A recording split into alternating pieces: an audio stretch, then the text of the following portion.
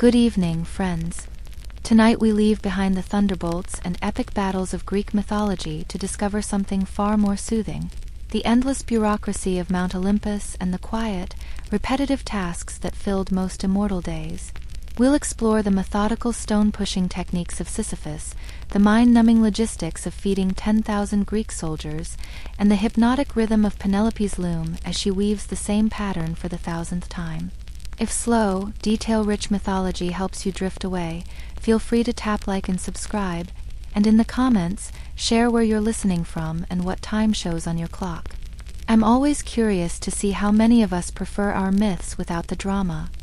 So, lower your screen brightness, let any background sounds fade away, sink deeper into your covers, and allow the tedious routines of ancient Greece to carry you gently towards sleep as we begin our drowsy journey together.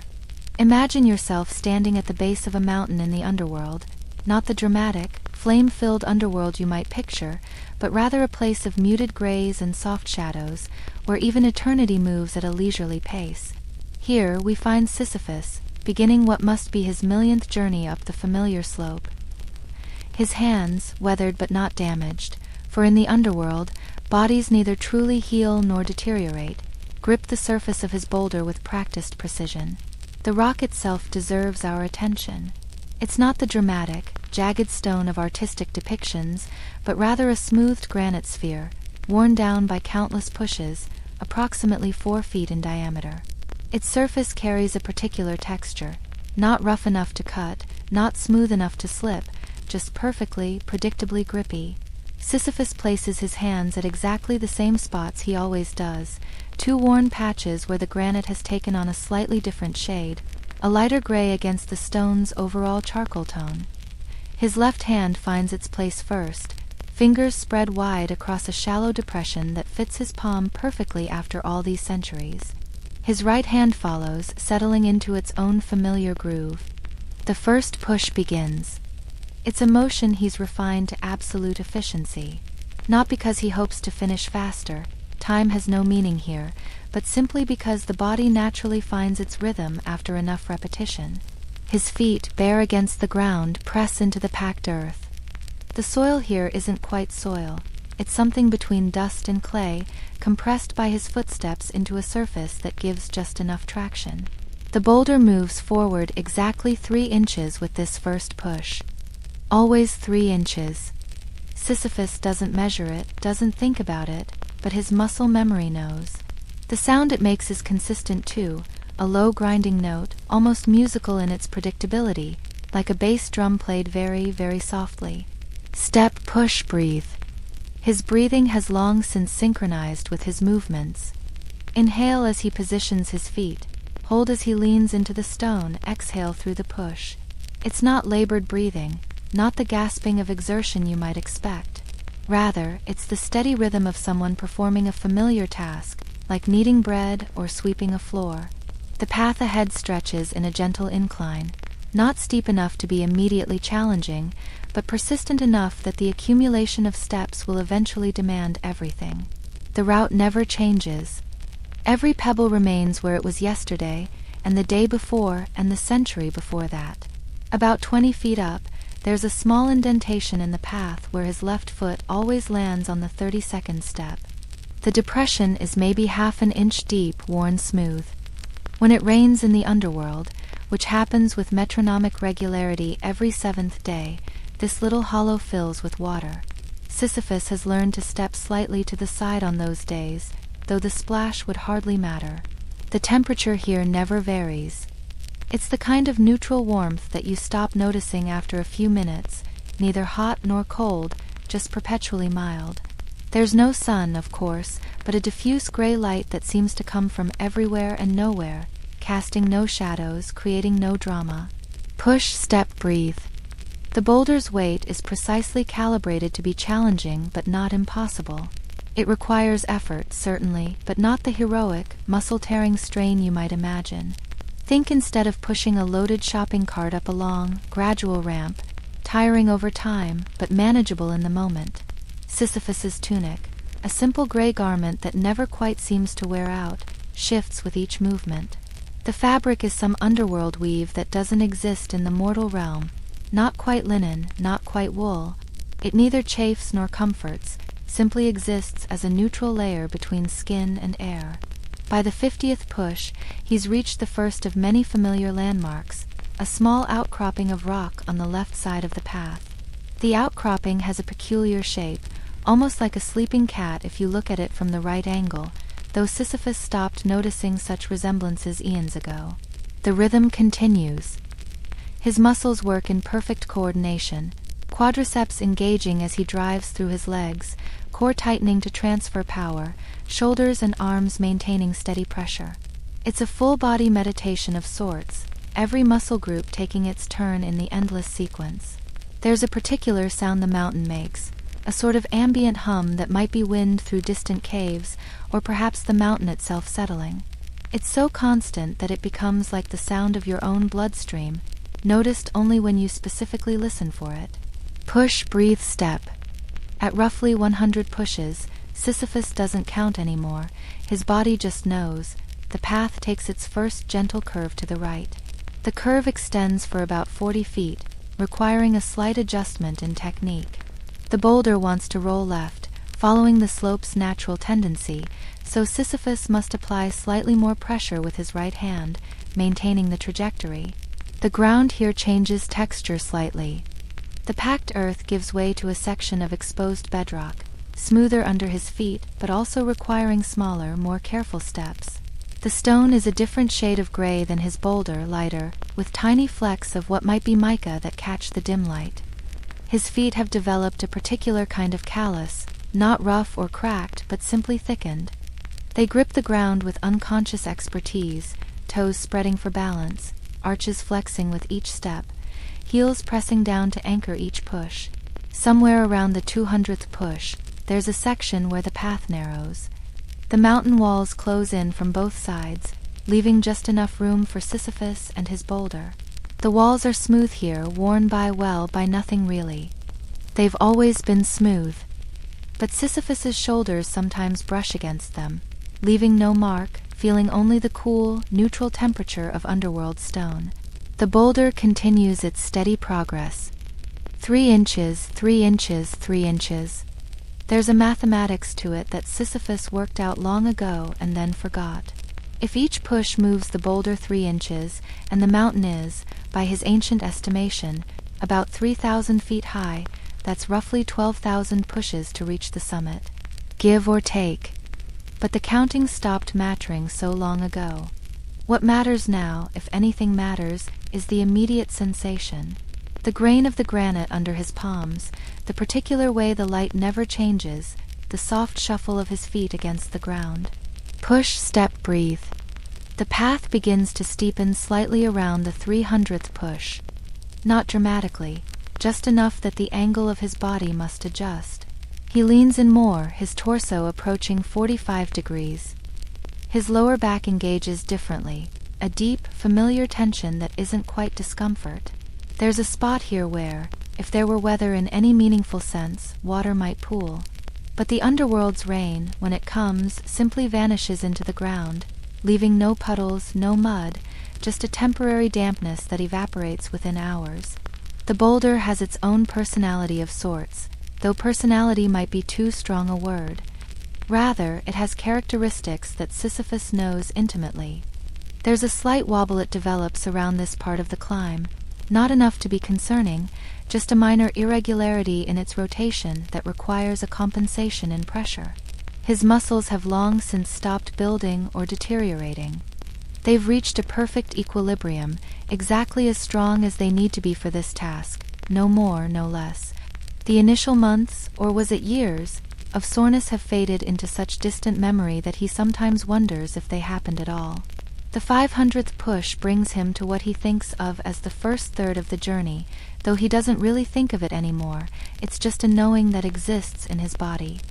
The path here runs along a slight ridge, the ground dropping away gently on the right side. Not a dangerous drop, nothing in this version of the underworld is truly dangerous, just a slope that continues down into a gray mist that might hide other mountains, other condemned souls pushing their own boulders, or might hide nothing at all. The sound of the boulder changes slightly here.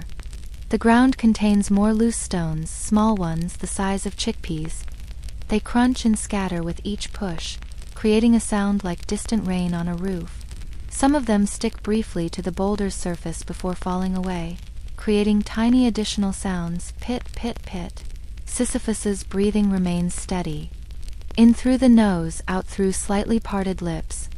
His mouth is neither dry nor moist. Another neutral constant of this place. He never thirsts, never hungers, though sometimes he remembers what those sensations felt like, distant echoes of mortal needs. Push, breathe, step. The routine continues with metronomic precision. His mind, if it wanders at all, doesn't go far. Sometimes he notices the texture of the air, thick but not humid, thin but not difficult to breathe. Sometimes he's aware of his own heartbeat, steady as everything else here, neither racing nor sluggish. Around the 700th push, there's a section where the path briefly levels out. A natural terrace of sorts, maybe 30 feet long. Here, the pushing becomes marginally easier, though easier is relative when the task is eternal. The boulder rolls more freely, requiring less force but more guidance.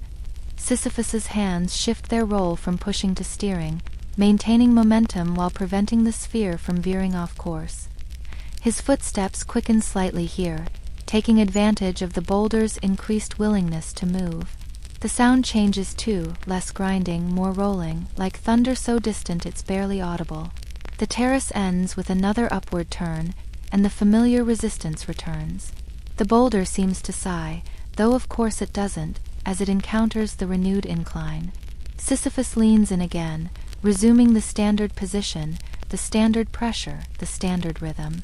There's a particular quality to the light at this elevation, though elevation might be the wrong word in a place where geography follows different rules. The gray illumination seems slightly thinner, as if filtered through invisible gauze. It makes no practical difference. Vision remains clear, but the quality is distinctive. Push, step, breathe. The 1,000 push mark, again, not counted but simply known, brings him to a section where the mountain's composition changes. The rock here is darker, almost black, with a different texture underfoot, slightly rougher, providing better traction but requiring more careful foot placement. The boulder responds differently to this surface. The grinding takes on a lower pitch, more resonant, as if the mountain here is hollow, though Sisyphus knows it isn't. He's been inside this mountain, in a sense, knows its solidity. His hands have found their rhythm so completely that he sometimes forgets they're his hands. They've become extensions of the boulder, or perhaps the boulder has become an extension of them. The boundary between pusher and pushed has blurred through repetition. There's no sweat in this endeavor. Another peculiarity of the underworld. The body goes through the motions of exertion without the usual biological responses. No perspiration, no flushing, no accelerated metabolism. Just the pure mechanics of effort. The path takes another curve around the 1500th push. This time to the left, sharper than the earlier turn, requiring a different technique. Sisyphus must position himself slightly to the side, pushing at an angle, his right foot crossing behind his left with each step. The boulder wants to resist this turn. Its momentum carries it straight while the path demands a curve. The negotiation between these forces requires constant microadjustments, pressure increased here, decreased there, a continuous conversation between stone and flesh. Sometimes, rarely, but sometimes, Sisyphus remembers that this is meant to be a punishment.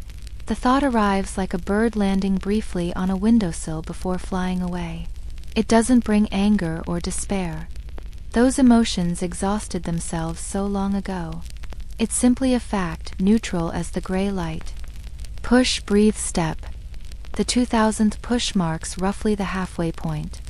The mountain's peak is visible now, or rather, the point where the gray sky meets the gray stone in a barely perceptible line. It never looks closer or farther, simply exists as a destination that will be reached and then lost, reached and then lost. The path here runs through a narrow defile, walls rising on both sides, creating an acoustic chamber that amplifies the sounds of his labor.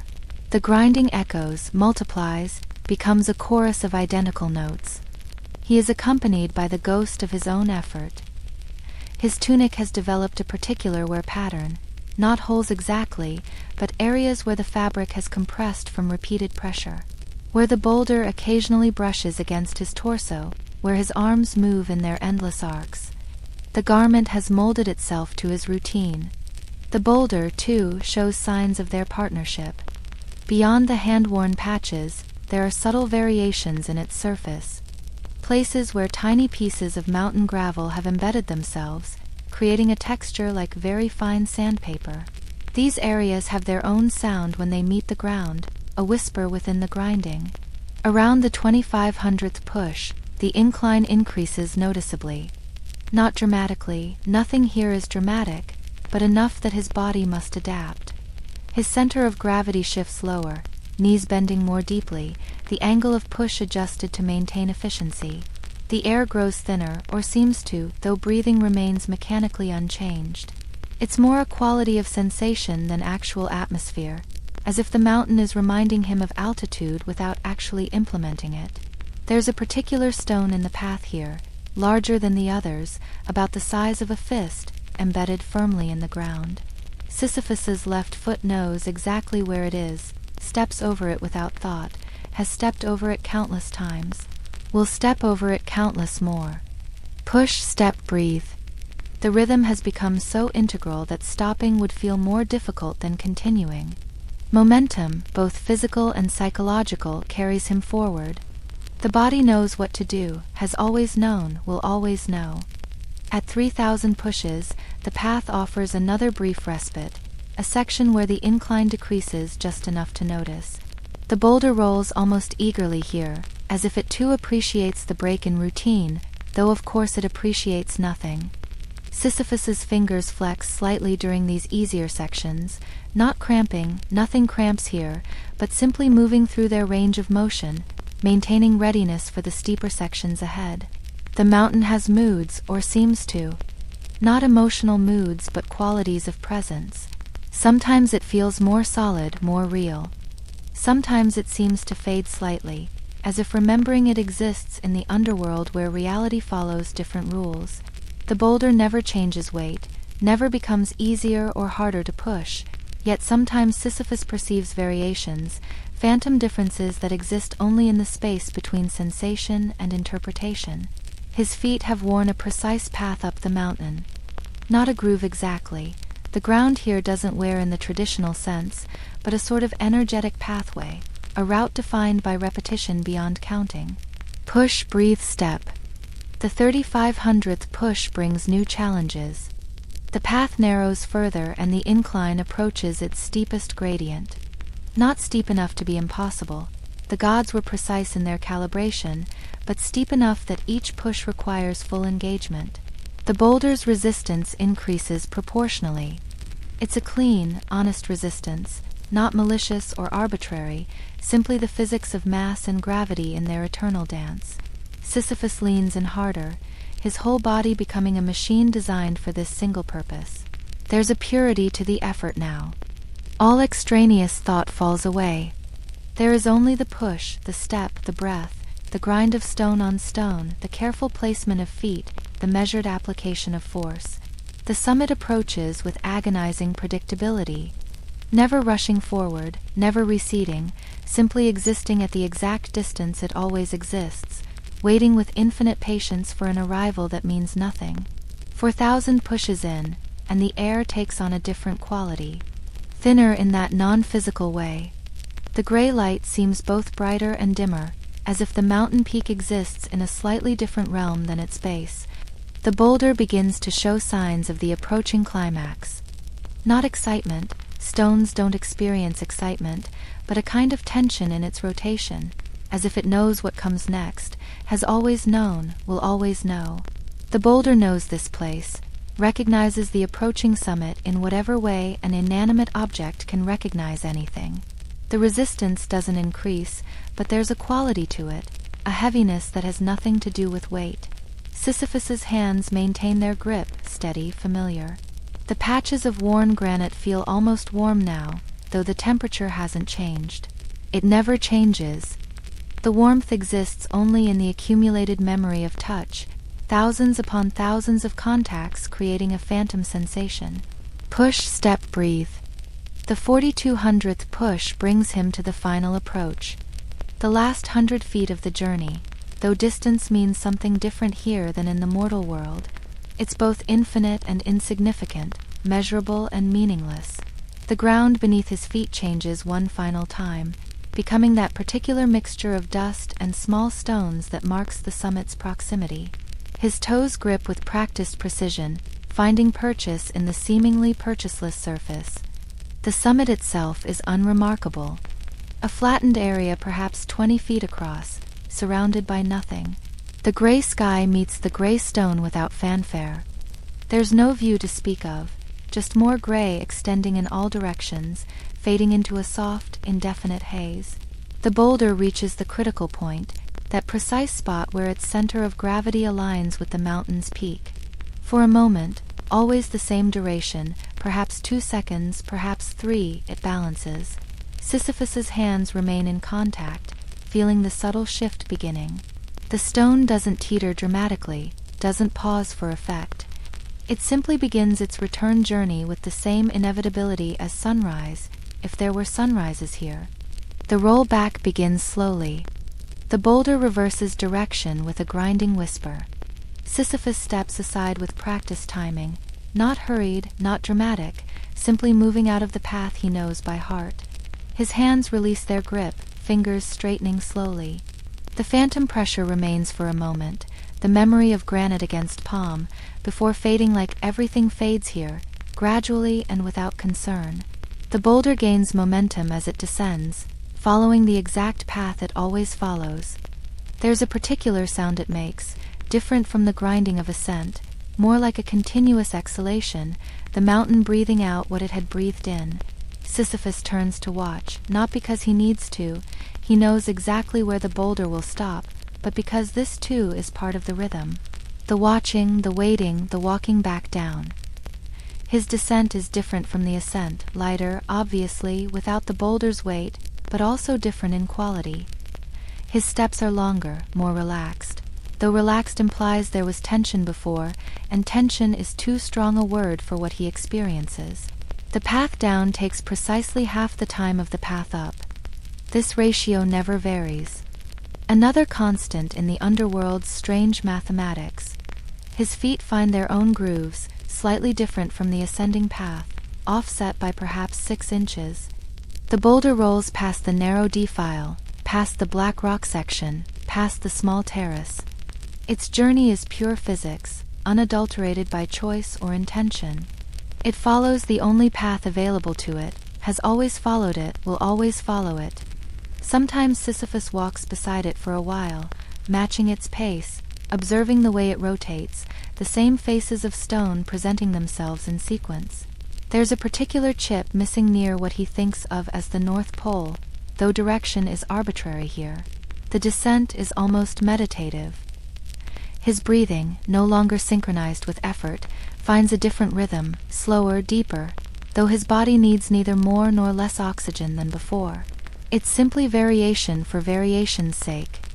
Push, step, breathe becomes walk, observe, descend. The boulder reaches the first curve, the one that goes left. It navigates it without guidance, the mountain's geography ensuring its path.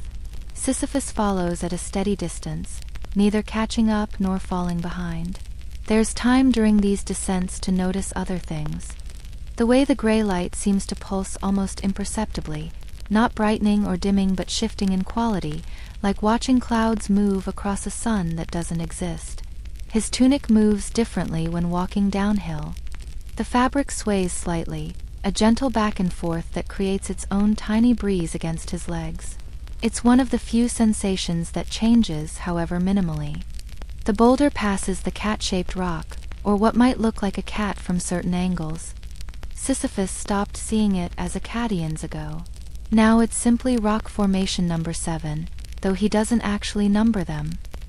His muscles cool during the descent, not that they were truly warm before, but there's a settling that happens, a return to baseline. Fibers that were engaged in pushing now lengthen, relax, prepare for the next cycle.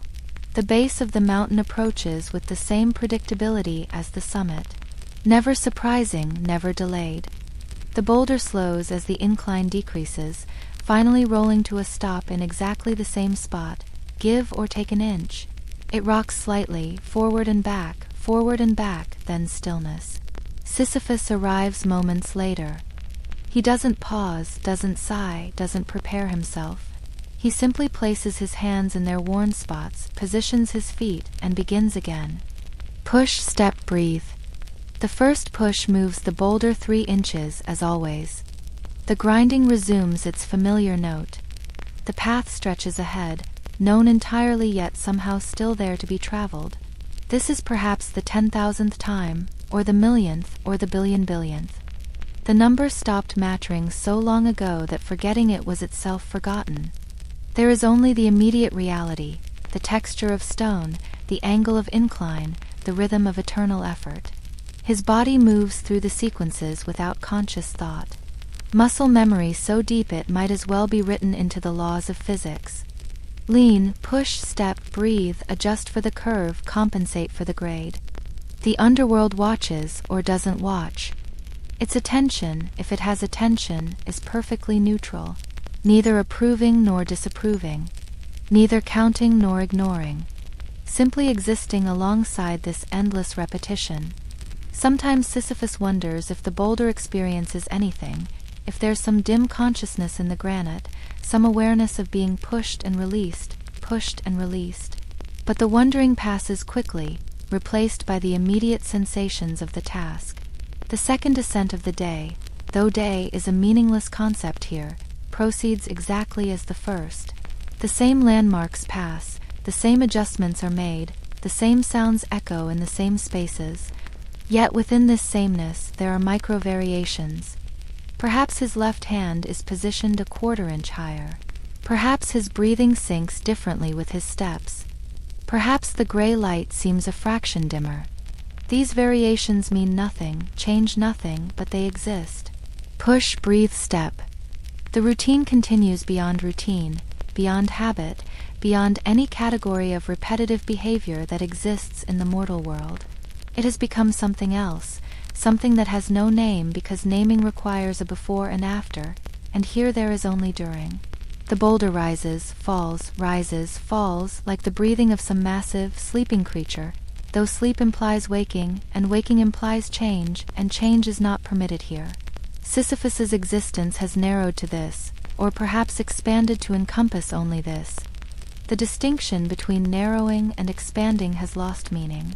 There is the task, the eternal task, and it fills exactly the amount of space available to it. Sometimes he remembers that he was once a king, that he once made decisions, commanded armies, loved and was loved. But these memories are like looking at objects through deep water, distorted, distant, possibly not even real. What's real is the granite beneath his palms, the dust beneath his feet, the consistent resistance of gravity, the measured progress up the mountain that will always be followed by a measured return. The third ascent begins, or perhaps it's the fourth, or the 10,000th of this particular day that isn't a day. The counting would require a counter, and Sisyphus has become something other than someone who counts. He has become the pushing itself, the breathing itself, the stepping itself. Not Sisyphus who pushes, but the pushing that happens to be Sisyphus. The distinction is subtle but profound, though profundity, too, has no real meaning here. The boulder continues its destiny, and Sisyphus continues his, bound together in a dance that neither leads nor follows, simply continues. The gray light neither brightens nor dims. The mountain neither grows nor shrinks. The task neither begins nor ends. There is only the eternal middle, the endless during, the perpetual now of push, step, breathe. And in this monotony, this perfect predictability, this absolute absence of surprise or variation, there is something almost like peace.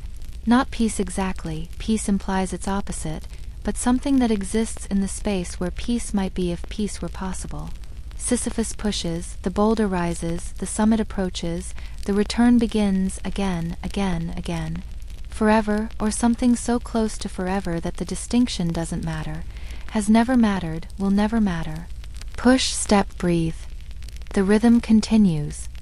Now we drift from the underworld's eternal repetitions to another kind of endurance, the decade-long administrative marathon that was the Trojan War. Forget everything you know about heroic combat and divine intervention. Tonight, we examine the paperwork, the logistics, the mind-numbing bureaucracy of feeding, housing, and organizing approximately 100,000 Greek soldiers for 10 long years on a foreign beach. Imagine yourself in a tent somewhere behind the main Greek camp, not a warrior's tent decorated with stolen armor, but the plain, functional shelter of a military quartermaster. The fabric is undyed wool, thick enough to keep out most of the wind, thin enough that you can hear every conversation within 50 feet. The year is perhaps the third of the siege, though precise dating is difficult when your primary concern is calculating how many amphoras of olive oil are needed per month, per week, per day. The morning begins, as every morning begins, with inventory. A junior scribe enters carrying wooden tablets covered in wax, the previous day's tallies carefully pressed into the soft surface. His name is Alexios, though history won't remember him. He's been doing this job for 8 months, will continue for 7 more years. 743 sacks of barley remaining in the main store, he reads in a monotone voice. 62 damaged by seawater. 14 showing signs of weevil infestation. Distribution rate suggests supplies sufficient for 12 days at current consumption. The numbers continue, endless numbers. Each one requiring notation, calculation, projection. 591 functional spear points in the armory, though functional is a generous term for some. 43 awaiting repair. 16 beyond salvaging, suitable only for melting down, if they had proper forges, which they don't. The olive oil situation is particularly complex. Different grades for different purposes. The finest for the commander's meals, standard grade for regular cooking, lower grade for lamp fuel, and the lowest for treating leather and preventing rust on weapons. Each grade requires separate storage, separate distribution systems, separate accounting. The amphoras must be marked, counted, allocated, recounted. The scribes have developed a marking system. Small symbols scratched into the clay. A triangle for Mycenae, a wave for Pylus, a double line for Sparta. Each city-state's contribution tracked meticulously, not for history, but for the inevitable arguments about who contributed what. Agamemnon insists on weekly reports, though he rarely reads them. They stack in his tent like architectural elements, pillars of wood and wax reaching toward the smoke-stained roof. Occasionally, he'll demand to know something specific. How many arrows from Crete remain? What happened to the shipment of bronze from Cyprus?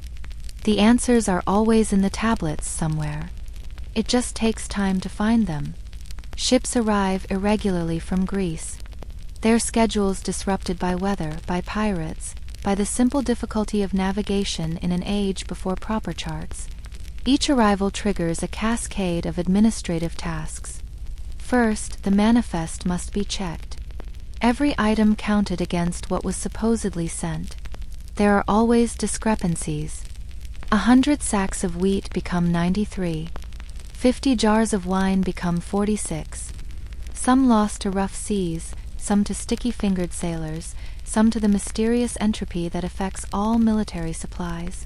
Then comes distribution. Each contingent expects their fair share, but fair is a flexible concept. The Myrmidons claim they need more because they fight more. The Arcadians argue they need more because they have more men. The Spartans simply take what they want and dare anyone to stop them. The arguments are as predictable as sunrise, and about as productive. Consider the problem of water alone. The Greek camp stretches for nearly 3 miles along the beach. Fresh water must be carried from streams inland, a journey of several hundred yards that becomes more dangerous as Trojan patrols grow bolder. Each water party requires guards. The guards require scheduling. The schedule requires coordination between different contingents who don't particularly like each other, who speak different dialects, who have different ideas about when dawn actually begins. A typical water collection might involve 30 men with jars, 10 guards with spears, 2 supervisors to ensure the jars are actually filled with water and not wine, and 1 scribe to record how many jars were filled, by whom, for which unit. Multiply this by 3 collections per day, every day for 10 years. The mathematics alone could drive a person to madness, and probably did. Then there's the issue of fodder for the horses.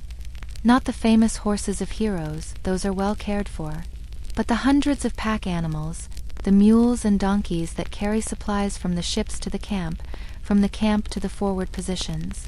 Each animal requires approximately 20 pounds of feed per day, a mixture of barley and hay when available, dried grass when not.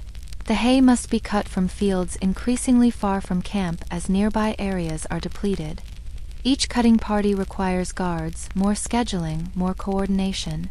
The latrines present their own logistical challenges.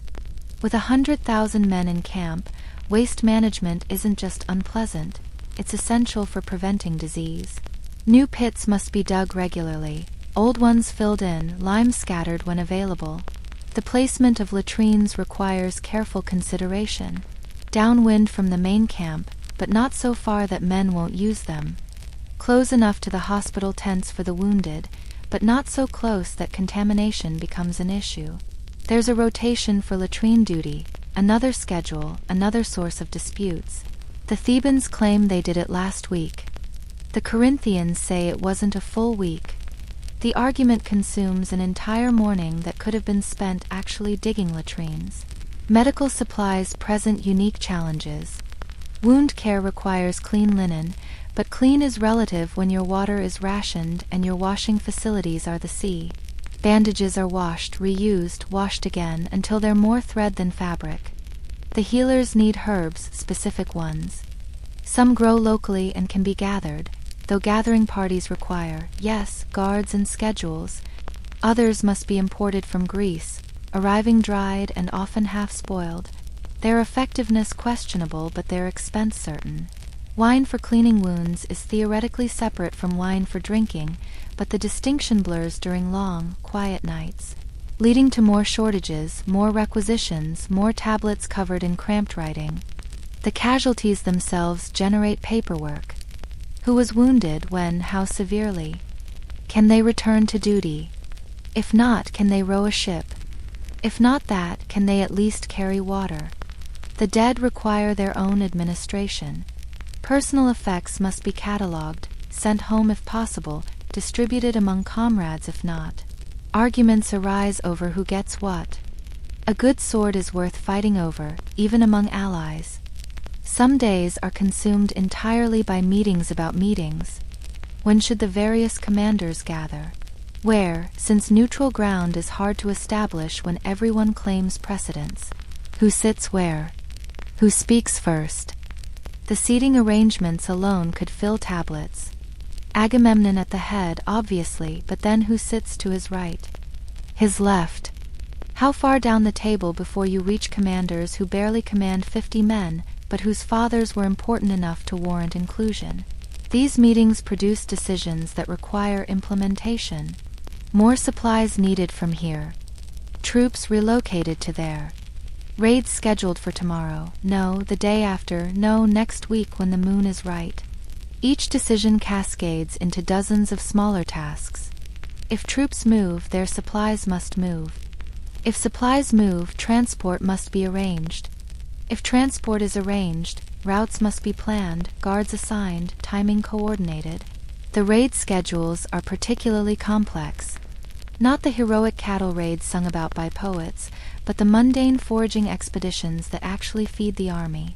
A typical raid might target a village known to have grain stores. The planning involves scouting reports, usually contradictory. Estimates of resistance, usually wrong. Calculations of how much can be carried back, usually optimistic. Then comes the selection of participants. Every contingent wants the glory of raiding, but also wants to preserve their strength. So they send their mediocre fighters, who accomplish mediocre results, requiring more raids, more planning, more paperwork. The distribution of plunder follows its own Byzantine rules. The leader of the raid gets first choice, but how much constitutes first choice? The best sword or the best sword and shield? What about livestock? Does a good ox equal 2 decent sheep? These questions generate heated debates that accomplish nothing except filling time, which perhaps is accomplishment enough during a siege that everyone knows will last years. Ship maintenance is another constant concern. The Greek fleet, those famous 1,000 ships, sits on the beach, slowly deteriorating. Wood rots. Tar melts in the sun and cracks in the cold. Ropes fray. Sails mildew.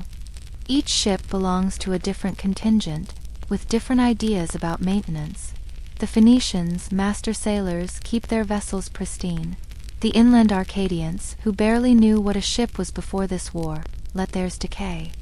But all must be kept at least marginally seaworthy, in case retreat becomes necessary. So there are inspections, schedules for tar application, rotations for sail repair, arguments about who provides the materials. The tar must be heated, requiring fire, requiring wood, requiring cutting parties, requiring guards. The circle of logistics continues.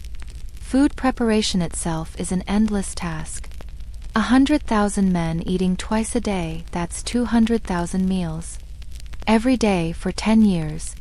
The cooking fires alone consume enormous quantities of wood. The nearby forests are depleted within the first year. After that, wood-gathering parties must range farther, taking more time, requiring more guards.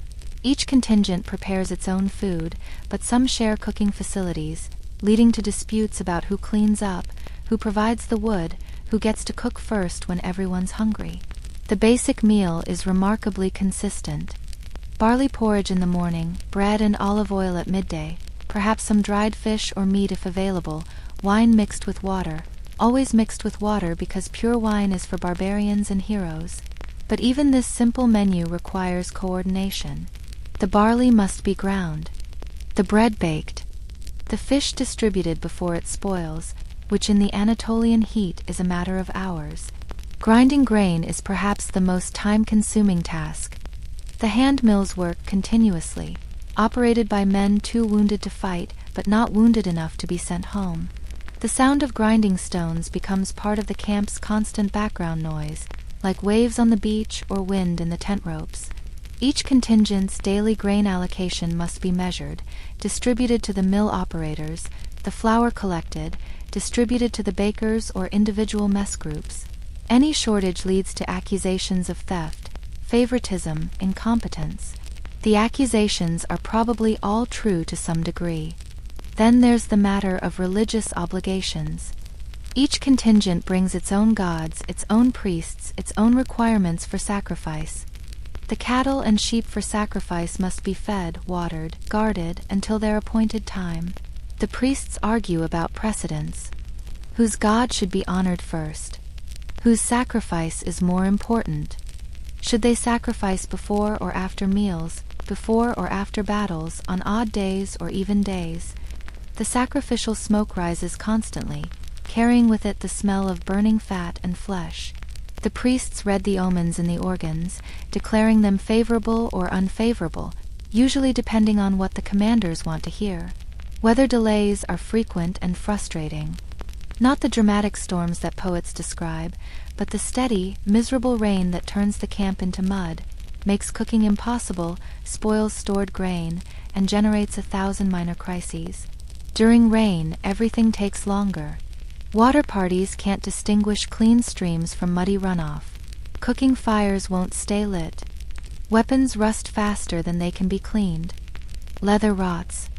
Men get sick. The sick require their own infrastructure. Separate tents, or at least separate areas of tents. Healers who may or may not know what they're doing. Special food that's easier to digest, which means different cooking arrangements, different distributions. Disease spreads quickly in the crowded conditions. Dysentery is common, debilitating but rarely fatal, just enough to remove men from duty for days or weeks, requiring replacements, adjustments to guard schedules, recalculations of food requirements. The diplomatic correspondence never stops. Letters to and from Greece. Treaties with local cities. Threats to Troy. negotiations for prisoner exchanges, each requiring careful wording, multiple drafts, translation into various dialects. A single letter might go through a dozen revisions. Is it better to threaten or persuade? Should they mention the gods? Which gods? In what order? The scribes copy and recopy, wearing their fingers raw with the constant pressure of stylus on wax. Messages must be carried by ship or overland. Both routes have dangers. Ships can sink. Messengers can be captured. Important communications are sent in duplicate, sometimes triplicate, each by different routes. The responses, when they come, often address situations that have changed completely in the weeks or months of transit time, leading to more letters, more clarifications, more confusion. Consider the simple act of maintaining the siege lines. Not the dramatic battles, but the daily routine of watching, waiting, ensuring Troy remains cut off. This requires posts, schedules, rotations, passwords. Each post must be manned continuously, but men need sleep, need food, need relief. So there are shifts, typically 4 hours on, 8 hours off.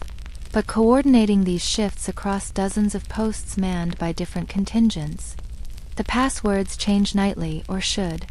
Sometimes the message doesn't reach all posts, leading to friendly fire incidents, accusations, investigations, more paperwork. The investigators are chosen from neutral contingents, if such exist. They interview witnesses who all saw different things, or the same thing differently. Their reports conclude nothing definitively, recommend changes that are never implemented. Meanwhile, the Trojans conduct their own raids, stealing supplies, killing sentries, generally making life difficult. Each incident requires a report, an investigation, a discussion of how to prevent future occurrences. The preventive measures usually involve more guards, different schedules, new passwords, all of which require communication, coordination, implementation.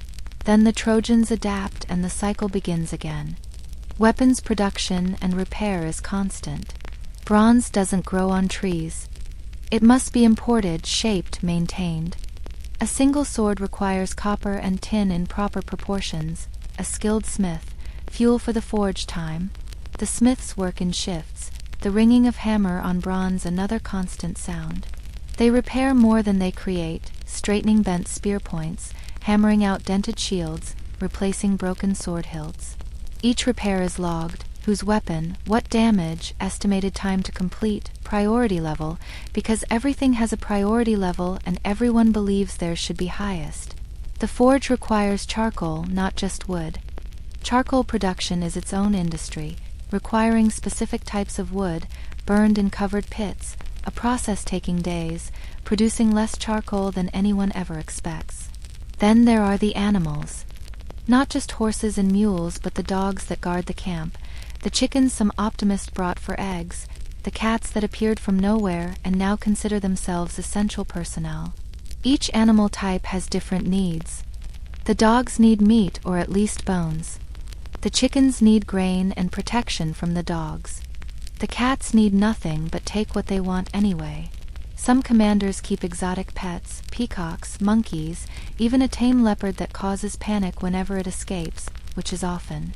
Each escape triggers a camp-wide alert, search parties, and eventually finding the leopard asleep somewhere inconvenient.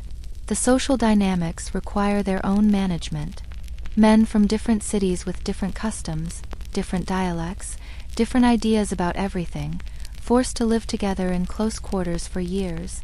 Fights break out constantly. Over women, over insults real or imagined, over gambling debts, over who owns what, who said what, who looked at whom the wrong way. Each fight requires intervention, investigation, punishment if necessary. The punishments must be consistent enough to seem fair, but flexible enough to account for political realities. You can't punish a prince the same as a common soldier, even if they committed the same offense. The gambling is impossible to stop.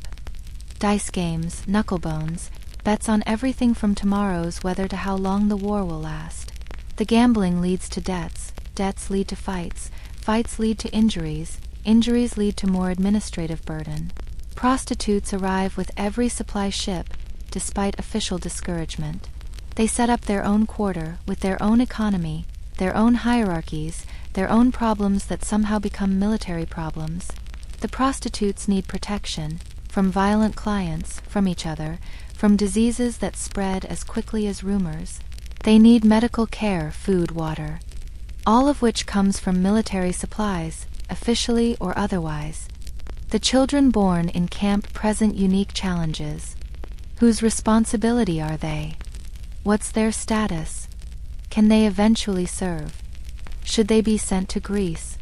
The questions multiply faster than the children.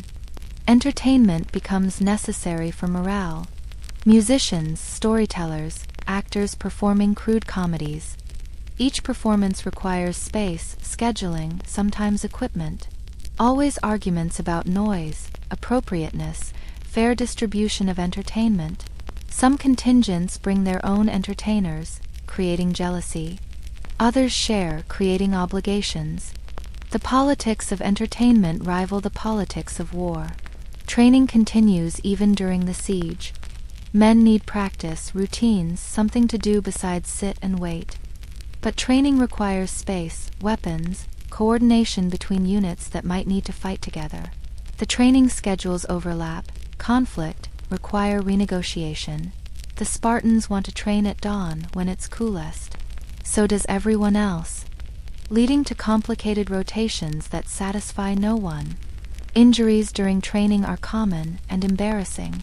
How do you explain to your commander that you broke your ankle practicing, not in glorious combat but tripping over a tent rope while running drills? The constant personnel changes complicate everything. Men die, get wounded, get sick, get sent home. New recruits arrive, usually young, usually unprepared, usually requiring training that there's no time to provide properly. Each new arrival must be assigned, equipped, fed, housed, integrated into existing units that may not want them. The veterans resent the newcomers' inexperience. The newcomers resent the veterans' condescension. Everyone resents the administration for putting them together. Mail from home arrives sporadically, creating its own problems. Who has time to read letters to illiterate soldiers? What to do when the news is bad, when wives have remarried, children have died, parents have forgotten? Some men receive packages, food from home, clothes, small luxuries. Others receive nothing. The disparity breeds resentment, attempts at fairness, mandatory sharing that pleases no one. The record-keeping for all this correspondence requires its own system. Letters must be copied, filed, sometimes translated. The scribes develop a filing method using pottery shards, cheaper than papyrus, more permanent than wax tablets.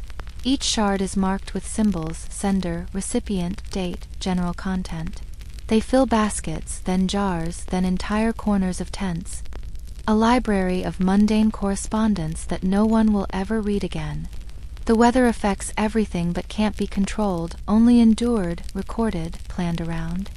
The scribes note each day's conditions, wind direction, precipitation, temperature relative to yesterday. These weather records serve no immediate purpose, but someone decided they should be kept. So they are. Day after day, month after month, tablets filling with observations about ordinary weather. Light wind from the north. No rain. Warmer than yesterday but cooler than last week.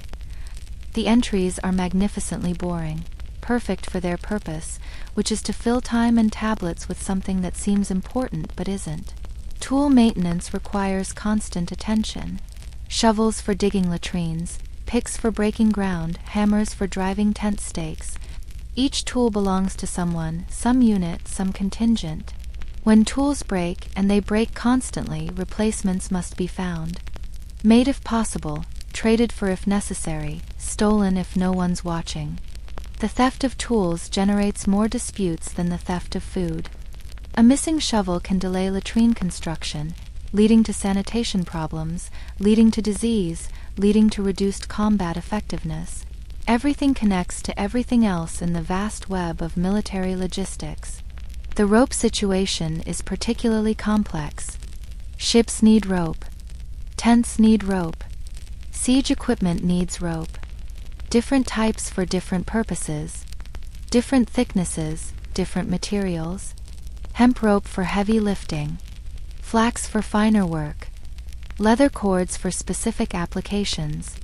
Each type requires different storage conditions, different maintenance, different replacement schedules. Rope rots in the salt air, frays with use, breaks at inconvenient times. The rope makers work constantly, their fingers raw from twisting fibers. Their work is essential but unglamorous, unsung by any poet. The camp followers multiply despite attempts at control. Not just prostitutes but merchants, craftsmen, fortune-tellers, people who attach themselves to the army like barnacles to a ship's hull. Each follower needs space, uses resources, creates problems. But they also provide services the military can't or won't. Laundry, cooking, minor repairs, emotional comfort in various forms. The attempts to regulate them generate more paperwork. Licenses, permits, authorized areas, prohibited zones. Rules that everyone knows and no one follows. The black market thrives. Everything has a price. Official supplies disappear and reappear for sale. The investigators investigate, find nothing conclusive, file reports that change nothing. A pound of good wheat flour, officially distributed equally, somehow costs more in some tents than others. The economics are complex, involving favors, future obligations, political considerations. Even firewood becomes currency.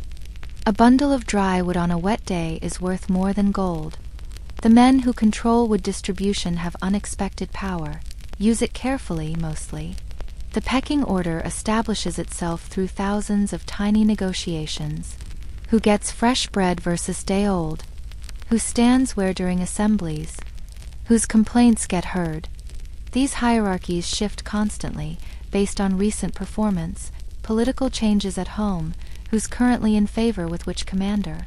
The scribes try to track it, give up, try again. Seasonal changes bring new challenges. Winter means more fuel for warmth, heavier clothing, different food preservation methods. Summer means water shortages, food spoilage, heat exhaustion. Each season requires preparation, planning, stockpiling. The transition periods are especially difficult, when it's too warm for winter gear but too cold for summer clothing. The clothing itself wears out faster than expected. Salt air, constant use, irregular washing all take their toll. Tunics tear, sandals break, cloaks unravel. Replacement clothing should come from Greece, often doesn't. Local sources are found, quality varies. Prices fluctuate based on supply, demand, how desperate the quartermaster looks. Some men become excellent at patching, darning, making one tunic from the remains of 3. These skills become valuable, traded for food, wine favors. The distribution of wine is particularly contentious. How much water to add? Different ratios for different ranks. Different qualities for different occasions.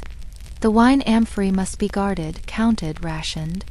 The guards sometimes sample their charge, requiring new guards who also sample. The cycle continues. Local water sources are tested, retested, argued about. Some swear this stream is better, that well is cleaner. The arguments are endless and pointless but fill the evening hours. Water rights become complicated. This contingent claims this stream, that one claims seniority. The negotiations rival international treaties in complexity. The treaty negotiations with local towns continue throughout the war. Not the major alliances but minor agreements, for grain, for passage, for neutrality.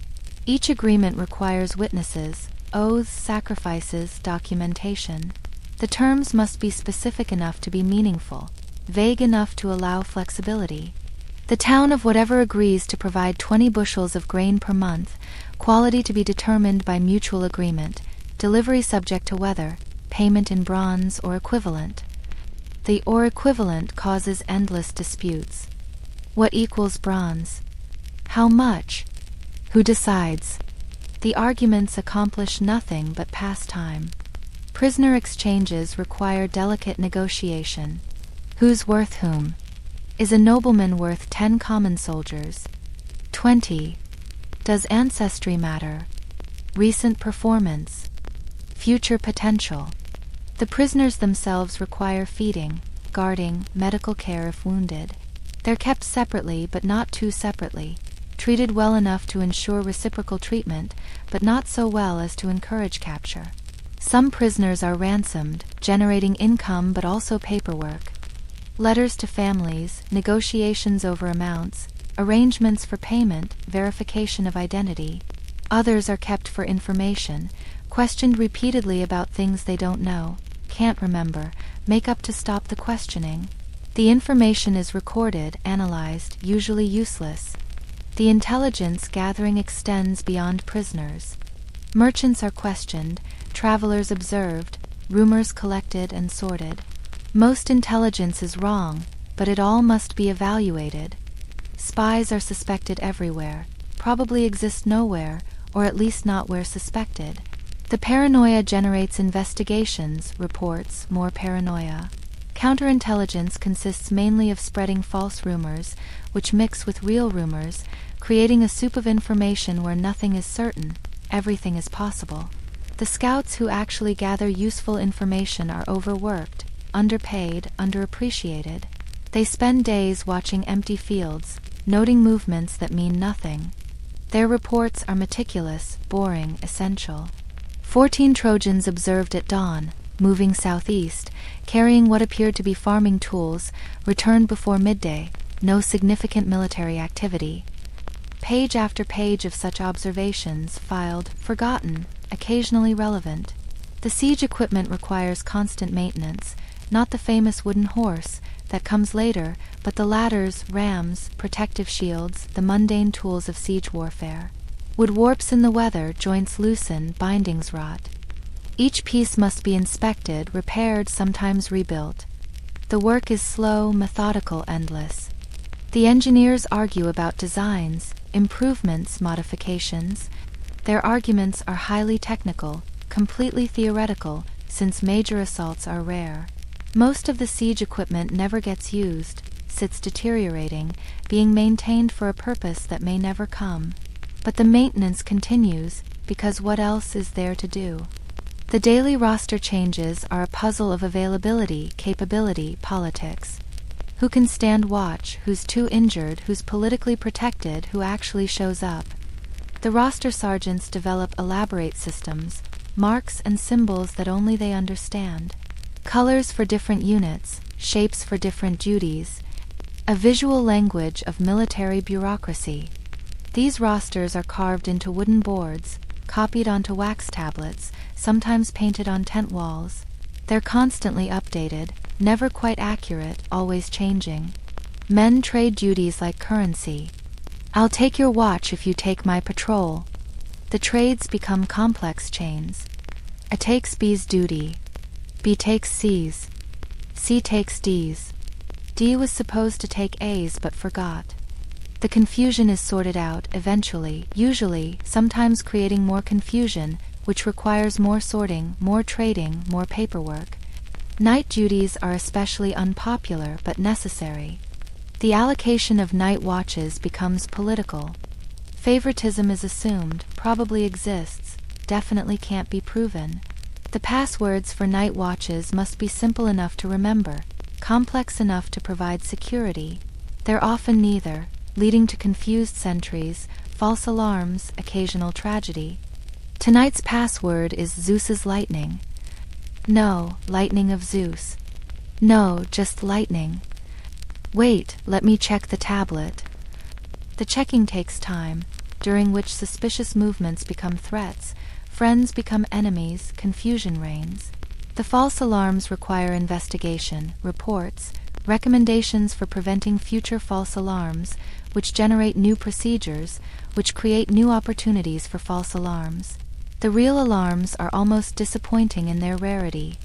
After so much preparation, so much watching, when something actually happens, no one's quite ready. The response is usually too much, too late, too confused.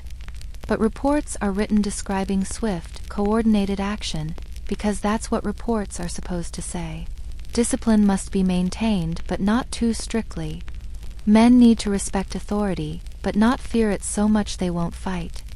The balance is delicate, varies by unit, changes daily. Punishments range from extra duties to execution, mostly extra duties. Executions are rare, politically complicated, bad for morale. But the threat must exist. The military justice system is deliberately slow. Accusations must be investigated, witnesses interviewed, evidence gathered.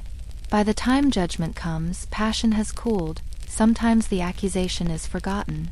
Appeals are possible, to unit commanders, to higher commanders, eventually to Agamemnon, who usually delegates back down, creating circular chains of authority.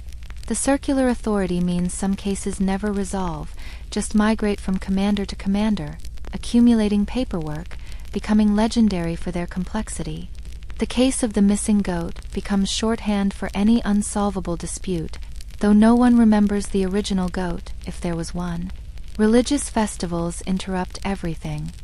Different cities celebrate different festivals, on different days, requiring different preparations. The calendar becomes a maze of obligations. Some festivals require fasting, others feasting. Some demand silence, others singing. Coordinating military operations around religious obligations requires diplomatic genius or complete indifference.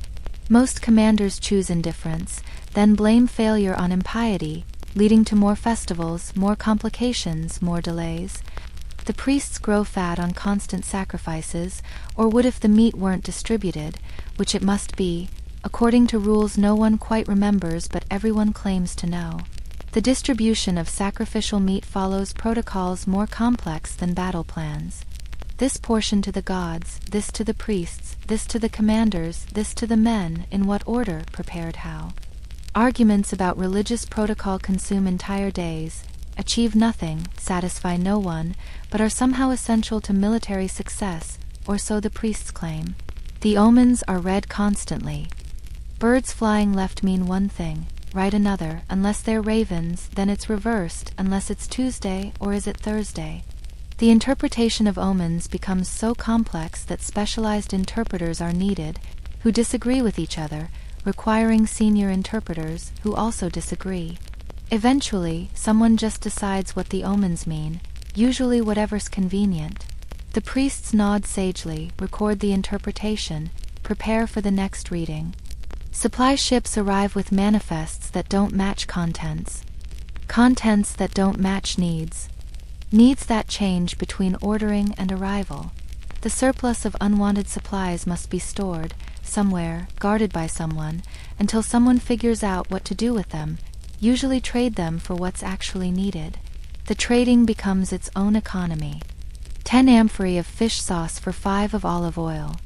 20 bronze spear points for 1 good sword. The exchange rates fluctuate, make no sense, are somehow accepted. Detailed records are kept of all trades, in case of future disputes, which always arise, are never resolved by the records, which are kept anyway. The diplomatic gifts exchanged between commanders require careful selection. Too generous seems weak, too stingy seems insulting. The perfect gift is impossible, the adequate gift is difficult. Gift-giving protocols specify who gives what to whom when. The protocols conflict, overlap, contradict. Everyone's offended by something, pretends not to be. Meanwhile, the war continues, or rather, the siege continues, which is barely war, more like aggressive camping, with occasional violence to break the monotony. The actual battles, when they occur, are brief, chaotic, impossible to control.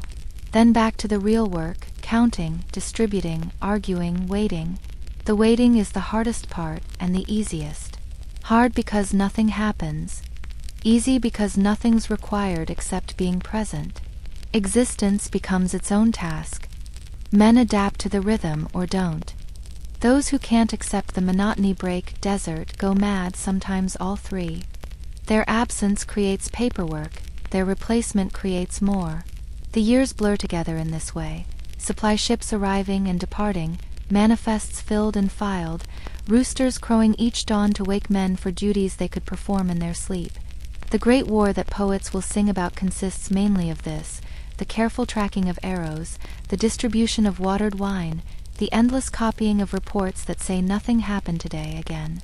And perhaps that's the truest story of Troy, not the heroes and gods and dramatic duels, but the 100,000 ordinary men who spent 10 years counting sacks of grain, standing watch over empty fields, writing the same words on different tablets, day after day after day. The war ended eventually, of course. Troy fell, the heroes went home or didn't, but somewhere in a forgotten corner of the Greek camp, a scribe was probably still filling out paperwork, noting the final inventory, ensuring every bronze spear point was accounted for, because even the end of the world requires proper documentation. The tablets, if they survived, would make for remarkably dull reading, which is exactly what we need tonight, as we drift from the administrative burden of ancient warfare into the next chapter of our drowsy journey through the quieter corners of Greek mythology. Let us now drift from the crowded beaches of Troy to a quieter room, a chamber in Ithaca where sunlight filters through wooden shutters and parallel lines, where the only sounds are the soft whisper of thread through fingers and the rhythmic thump of the loom. Here sits Penelope, not the clever queen of epic poetry, but simply a woman at her craft, her fingers moving in patterns so familiar they require no thought, only the muscle memory of 10,000 repetitions. The loom stands against the eastern wall, a vertical construction of aged olive wood, smooth from years of use. Each beam has been carefully selected, dried for precisely the right duration, joined without nails using techniques passed down through generations of craftswomen. The frame rises 7 feet from the floor, 4 feet wide, substantial enough to hold the weight of a funeral shroud, which is what Penelope claims to be weaving, though funeral shrouds rarely take 3 years, unraveling each night what was woven during the day. But we're getting ahead of ourselves. Let's begin with the thread itself. The wool comes from sheep that graze on Ithaca's rocky slopes. Not the finest wool in Greece, that comes from Miletus, but good enough, with a texture that's slightly coarse, slightly irregular, perfect for creating fabric with character. The sheep are sheared in late spring, when the weather is warm enough that they won't suffer, but before the summer heat makes the wool too dry. The timing matters, though Penelope no longer watches the shearing. She knows by the quality of the fleece when it was cut. Each fleece must be cleaned, a process that takes days. First, the large debris is picked out by hand: twigs, seeds, thorns, the occasional surprised insect. This is work for younger fingers, or servants with good eyes and patience. Then comes the washing. Multiple rinses in water that's warm but not hot, too hot and the wool felts, too cold and the lanolin won't release. The water must be changed repeatedly, until it runs clear or clear enough. The lanolin, that waxy substance that makes sheep waterproof, must be mostly removed, but not entirely. Leave too much and the thread will be greasy, remove too much and it becomes brittle. The balance is learned through experience, through failure, through thousands of fleeces. After washing, the wool must dry, spread on clean cloths in the shade, never in direct sun, which would make it brittle. The drying takes 2 days in good weather, longer if the air is humid. The wool must be turned, fluffed, checked for even drying. Once dry, the combing begins. This is where wool becomes something approaching thread. The combs are wooden paddles set with bronze teeth, not too sharp, not too dull. They must catch the fibers without breaking them. Penelope doesn't do this work anymore. Her servants prepare the wool. But she knows the sound, the steady scratch, scratch, scratch of comb against comb, pulling the fibers parallel, removing the shorter ones, creating a cloud of aligned wool ready for spinning. The spinning itself is meditative. The spindle is a simple tool, a wooden shaft with a clay weight at the bottom. The weight matters: too heavy and the thread breaks, too light and it won't twist properly. Penelope's spindle weighs exactly what it should. She's used the same one for 15 years. The shaft is worn smooth where her fingers grip. The weight has a small chip from when she dropped it, years ago, when word came that the ships had sailed for Troy. She draws the fiber from the cloud of combed wool, just the right amount, not too much or the thread becomes thick, not too little or it breaks. The twist must be consistent, always clockwise, always the same angle. The spindle drops, rotating as it falls, twisting the fibers into thread. When it nearly reaches the floor, she winds the new thread around the shaft, then drops it again. The rhythm is hypnotic: draw, drop, wind, draw, drop, wind. A good spinner can produce thread while walking, talking, thinking of other things. Penelope often spins while standing at her window, watching the harbor. The thread produced during these sessions is perfectly consistent, her hands knowing their work without her mind's involvement. The thread accumulates on multiple spindles. White cream, the pale brown called fawn, the darker brown from the black sheep, though it's never truly black, more like charcoal or the color of storm clouds over the sea. Some thread she dyes, though not often. Dye is expensive, time-consuming, somewhat unpredictable. The purple from sea snails is worth more than gold, literally. She has a small amount, saved for something, she's no longer sure what. Most of her dyeing uses plants. Onion skins for yellow, madder root for red, walnut hulls for brown. The colors are muted, earthy, nothing like the brilliant hues worn by Eastern queens, but appropriate for Ithaca, for a wife waiting. The dyeing process requires precise timing. The thread must be mordant first, treated with alum or iron to help the color bind. Then heated in the dye bath, not boiling, never boiling, just steaming gently. The temperature must be watched, maintained, adjusted. Too hot and the wool felts, too cool and the color won't set. The thread must be moved gently, constantly, ensuring even coverage. After dyeing, more drying, more waiting. The colors shift as they dry.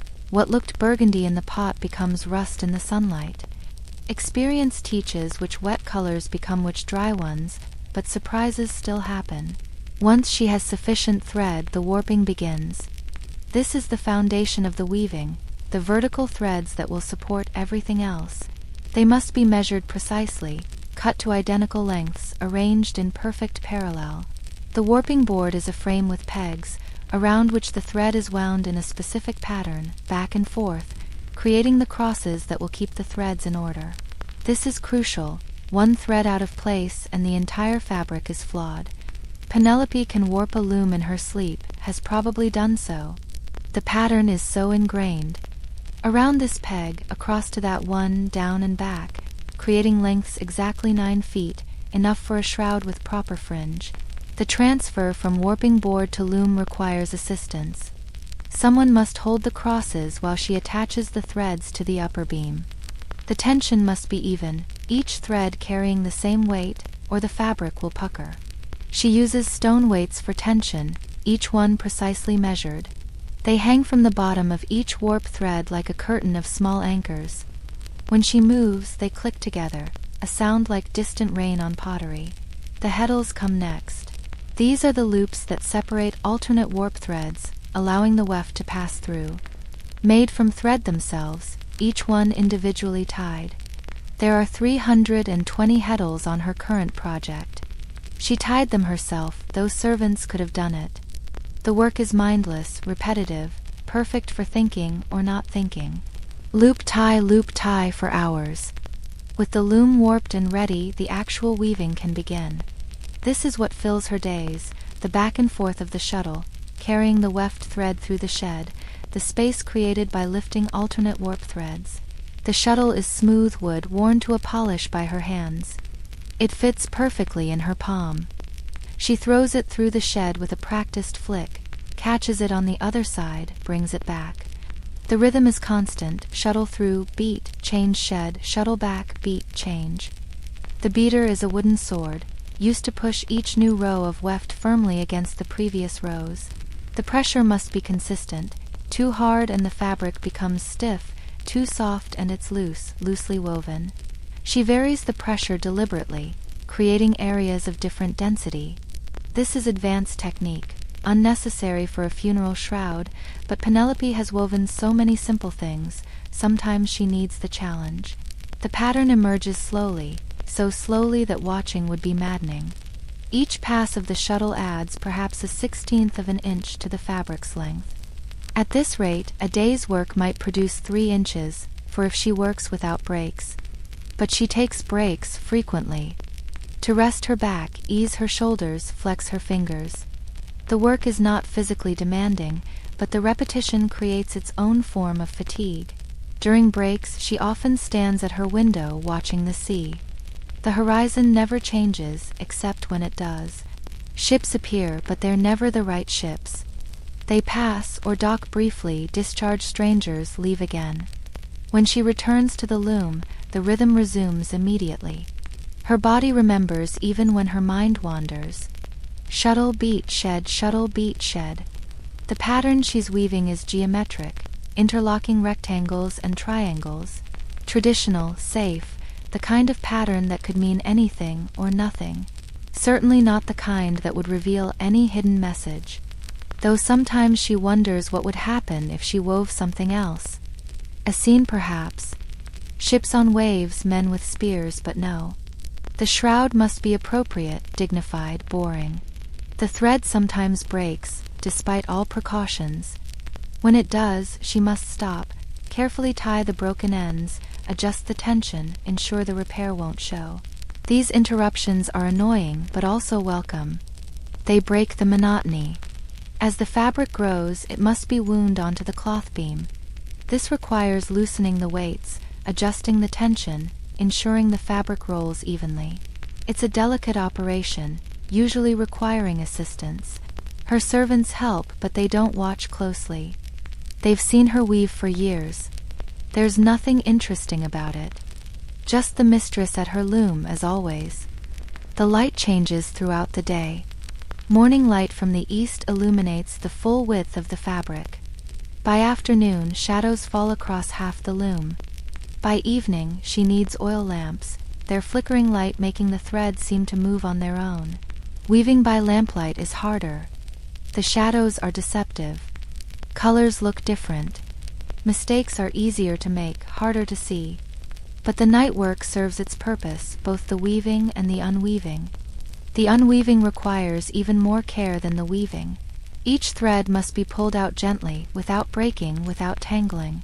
The weft comes out easily enough, but it must be rewound, prepared for tomorrow's reuse. She unweaves in sections, never the entire day's work. That would be too obvious. Instead, she removes perhaps half or 2/3, enough to ensure the shroud never quite finishes. The unwoven thread is slightly kinked from its time in the fabric. It must be straightened, sometimes re-wetted and dried under tension. Otherwise tomorrow's weaving will show irregularities. This nightly ritual has become as familiar as the daily weaving. The careful pulling, the rewinding, the hiding of evidence. Though evidence of what? Deception or desperation or simple survival. The suitors never come to her chamber at night. They drink in the hall below, argue, boast, eventually sleep. They don't care about the shroud, except as an excuse, a deadline that never arrives. Sometimes she can hear them through the floor. Their voices rise and fall like waves. Occasionally something breaks, furniture, pottery, promises. The sounds are muffled, distant, irrelevant to the work of thread and loom. Her fingers continue their work regardless. They've developed calluses in specific places, where the shuttle rubs, where the beater impacts, where the thread runs through her grip. These calluses are maps of her labor. The wool contains lanolin, even after washing. It keeps her hands soft despite the constant work, a small blessing, though she rarely thinks about it. Her hands are tools now, implements of creation and destruction. In the deepest part of night, when even the suitors are quiet, the only sound is the whisper of thread being pulled from fabric. Such a soft sound, like breathing or wind through grass or time passing without meaning. She counts sometimes, not intentionally, but her mind creates rhythms. 7 pulls to remove 1 complete pass of the weft. 20 passes to undo an inch. 240 pulls for a night's unweaving. The numbers mean nothing, but counting passes time, makes the work feel purposeful, as if destruction requires the same precision as creation. Perhaps it does. Dawn comes gradually. First a graying of the darkness outside her window, then actual light, pale and uncertain. By the time the sun properly rises, she's back in bed, the evidence of her night's work erased. The servants who come to wake her never suspect. Or if they do, they say nothing. Perhaps they understand, or perhaps they simply don't care. The shroud grows and shrinks like the tide, predictable in its unpredictability. After breaking her fast with bread and watered wine, she returns to the loom. The servants have already prepared new thread, filled the water jars, lit the lamps that will be needed later. She examines yesterday's remaining work, checking for flaws, though she never finds any. Her standards haven't slipped despite the pointlessness. Perhaps especially because of the pointlessness. The shuttle resumes its journey back and forth, back and forth. The beater maintains its rhythm, thump, thump, soft but insistent, like a heartbeat, or footsteps, or time itself made audible. By midday, she's recovered half of what she unwove. The fabric looks exactly as it did yesterday at this time, and the day before, and the day before that. Progress and its absence have become indistinguishable. The pattern continues to emerge, or rather, maintains its constant state of partial emergence. Always almost complete, never quite finished. A metaphor perhaps, though she doesn't think in metaphors anymore. The afternoon light slants across the loom, highlighting dust motes that drift like tiny ships in the air. They settle on the fabric, must be brushed away, carefully, always carefully. Her back aches by evening, a familiar ache, almost comforting in its predictability. She stretches, but not too obviously. The servants might wonder why she's tired from work that never progresses. The oil lamps are lit as darkness falls. Their smoke adds another layer to the room's atmosphere, mixing with the lanolin scent, the wool smell, the accumulated presence of years of thread. She continues weaving into the evening, knowing she'll undo it later. The futility should be maddening, but madness requires caring, and caring requires hope, and hope is a luxury she can't afford. Instead, there's just the work, the eternal cycle of creation and destruction, the shuttle's journey that goes nowhere, the pattern that emerges without emerging, the shroud that shrouds nothing but time itself. The night deepens around her. The house below has grown quiet, save for the occasional snore from a drunken suitor, or the creak of wood settling in the cool air. These sounds have become as familiar as her own breathing. She moves to the section she'll unweave tonight, running her fingers along the fabric, feeling for the best place to begin. The texture tells her everything, where the threads are loose enough to pull easily, where they're too tight and might break. The first pull is always the hardest, not physically, but psychologically. To destroy what she's spent hours creating. Though destruction isn't quite right. It's more like reversing time, making today become yesterday. Thread by thread, the pattern dissolves. The interlocking shapes separate, become individual lines, then nothing. The fabric retreats like a tide going out, leaving only the vertical warp threads standing like a forest of parallel possibilities. She winds the recovered thread carefully, not too tight which would create permanent kinks, not too loose which would allow tangles. The perfect tension for thread that will be reused tomorrow, and the day after, and the day after that. Sometimes she wonders if the thread itself is tired, if fibers can experience exhaustion from being woven and unwoven, twisted and untwisted, made into something and returned to nothing, over and over. But thread doesn't complain, doesn't resist, simply exists in whatever form she gives it, pattern or chaos, fabric or potential. The thread is more accepting than any human. The pile of rewound thread grows beside her, organized by color, though in the lamplight all colors become shades of shadow. She'll sort them properly in the morning, or perhaps not. They'll be used regardless. Her fingers work automatically now, pull wind, pull wind. She could do this sleeping, perhaps is sleeping in a way. The conscious mind retreats when the work becomes this repetitive. 3 hours pass, or what feels like 3 hours. Time moves differently at night, especially when engaged in undoing time's work. The fabric has shrunk by 2 inches, maybe 3. Enough to maintain the illusion. She stops when she reaches the predetermined point, marked by a single red thread in the weft. Her secret marker, invisible to anyone who isn't looking, and no one is looking. No one ever really looks at women's work. The loom stands partially empty now, like a smile with missing teeth. Tomorrow she'll fill those gaps again, create the same beauty, achieve the same nothing. She covers the loom with a cloth, protecting it from dust, from eyes, from questions that won't be asked. The cloth itself is one of her earlier works, before the shroud, before the waiting, when weaving still had purposes beyond delay. Her hands finally rest, fingers slowly uncurling from their working position. They ache, but it's a good ache, the kind that proves you've done something, even if that something amounts to nothing. She cleans up methodically, putting away the unused thread, organizing the shuttles, arranging everything exactly as it should be for tomorrow's performance of productivity. Before leaving the room, she pauses at the window one more time. The sea is invisible in the darkness, but she can hear it, endless waves achieving nothing but erosion. Perhaps the sea understands her work better than any human could.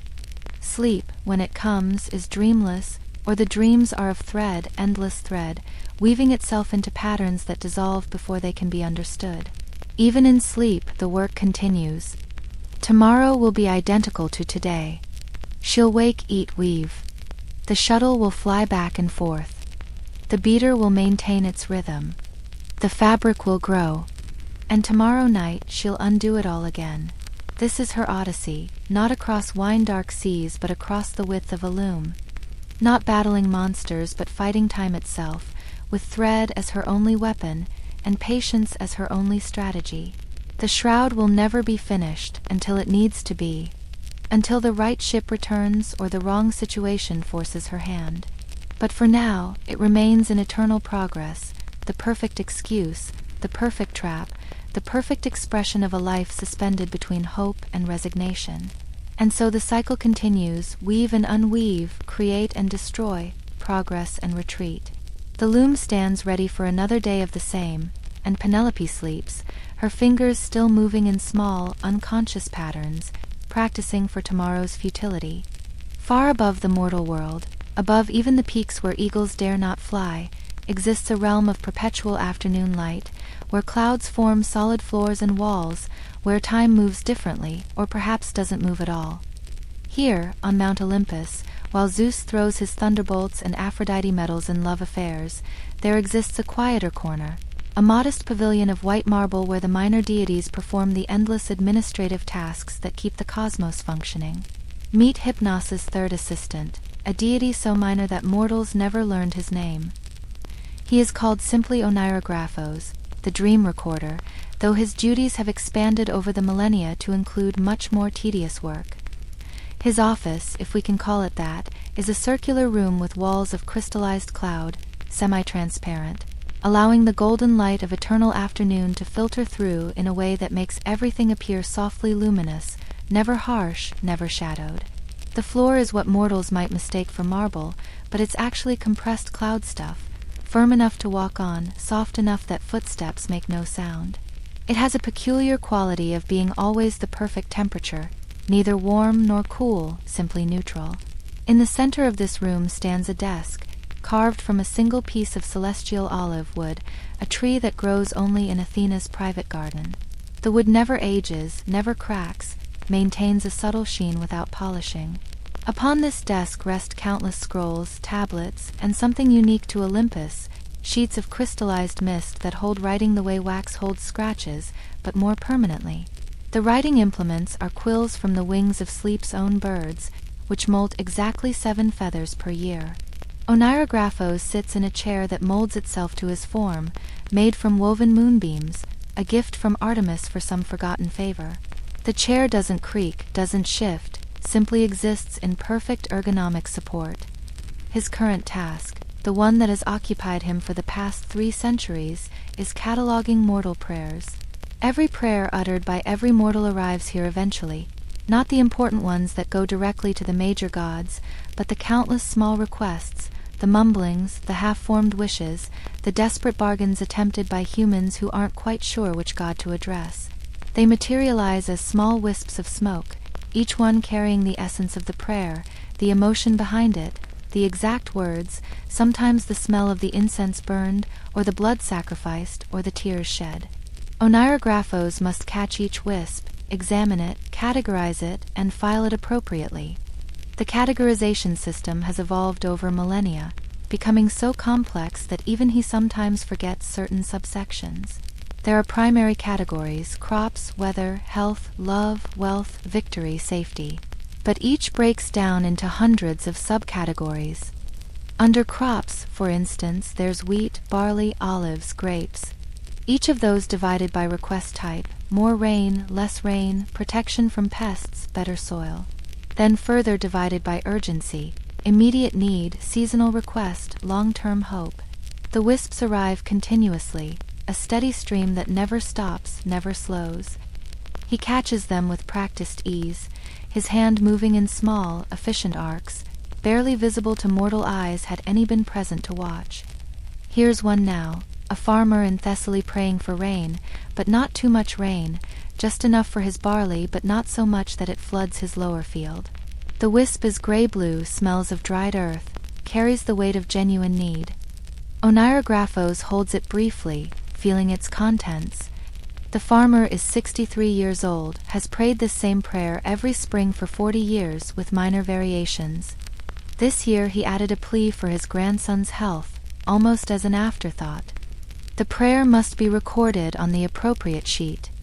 Agricultural requests: grains, barley, weather, rain, moderate, seasonal, Thessaly, third quarter. The classification takes longer to write than the prayer itself. He uses a special ink made from crushed star dust mixed with water from the river Lethe. It flows without blotting, never fades, can be read in any light or darkness. The writing appears more carved than written, each letter perfect, identical to every other time he's written it. The farmer's name is noted. Alexios, son of Alexios, son of Alexios, the naming conventions of mortals being remarkably unimaginative. His location: 3 miles southeast of Larissa. His offering: a handful of barley from last year's harvest. All of this information must be cross-referenced. Is this the same Alexios who prayed for his cow's recovery last winter? It is. Did the cow recover? It did.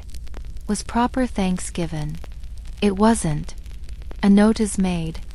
The completed record is filed in a crystalline cabinet that extends, well, infinitely is not quite right, but certainly beyond the room's visible dimensions. The cabinet exists partially in several dimensions simultaneously, allowing for storage of billions upon billions of prayers. Another wisp arrives. A fisherman's wife in Corinth, praying for her husband's safe return. The wisp is blue-green, tastes of salt, carries 2 weeks of accumulated worry. This is prayer type: safety, maritime, fishing, spouse, moderate concern, Aegean western shores.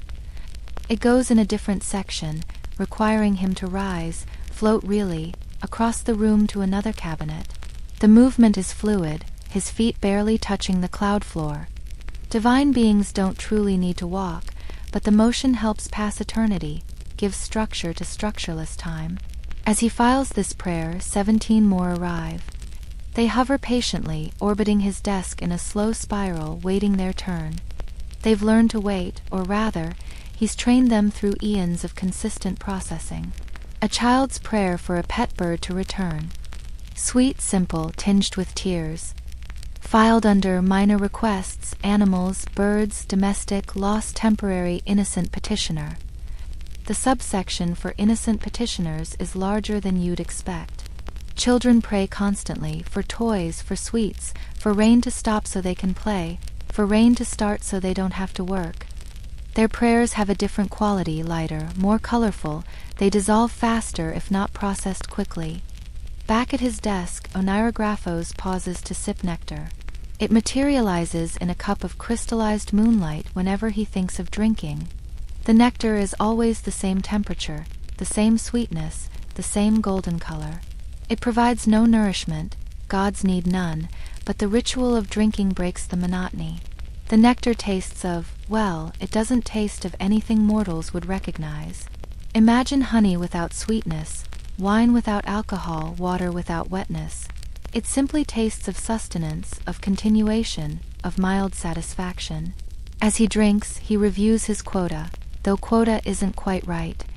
Gods don't have quotas, but there's an expectation, a rhythm to maintain. He should process approximately 3,000 prayers per day, though day is a meaningless concept here. He's currently at 1,743 for this cycle. Slightly behind, but then he's been slightly behind for the last millennium. No one has complained. No one ever complains. Perhaps no one notices. The major gods certainly don't pay attention to this work. Zeus is busy with his storms and his affairs. Hera with her jealousies and schemes. Poseidon with his seas and earthquakes. They assume the prayers are being handled, and they are, eventually. Sometimes Oneirographos wonders what would happen if he stopped. Would the prayers pile up until they filled the room, the mountain, the cosmos? Or would they simply dissolve, return to the ether from which they came, their small desperations unrecorded? But he doesn't stop. Can't stop. The work has become so ingrained that his hands move without his conscious control. Catch, examine, categorize, record, file. The motions are smoother than breathing, more consistent than heartbeat. Another prayer arrives. An old woman asking for death. These are filed under requests for release, natural end, elderly, genuine desire, no surviving family. It's a large section, larger than mortals would probably like to know. The prayer is heavy, dark purple, smells of medicinal herbs and loneliness. She's 91, has outlived 3 children, 2 husbands, everyone she ever loved. Her prayer is more observation than request, noting that she's ready whenever the fates decide. These prayers require special handling. They must be copied and sent to Thanatos' department, though he rarely reads them. Death comes when it comes, not on request. But the paperwork must be complete. The copying is done with a different quill, one that duplicates whatever it writes, creating identical records that exist in multiple places simultaneously. The duplicate shimmers briefly, then vanishes, arriving instantly in Death's archives. 20 more prayers have arrived while he was processing that one. They orbit patiently, some glowing, some dim, some crackling with desperation, some barely visible whispers of hope. A soldier praying before battle, standard request, bravery, victory, survival in that order. Filed under military, pre-combat, infantry, Persian threat, moderate faith, small offering. A pregnant woman praying for safe delivery. Common, urgent, tinged with fear. Medical, childbirth, first child, advanced maternal age, high anxiety, previous loss. This requires a subnote about her previous stillbirth. Context matters in the divine filing system. A merchant praying for profit. Smells of copper and calculation. Commerce, maritime trade, grain specifically, moderate risk, experienced petitioner, regular offerings. He's prayed this before many times with varying success.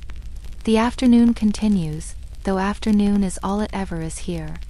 The light never changes, never dims toward evening, never brightens toward noon. Eternal afternoon, eternal golden light, eternal processing of eternal prayers.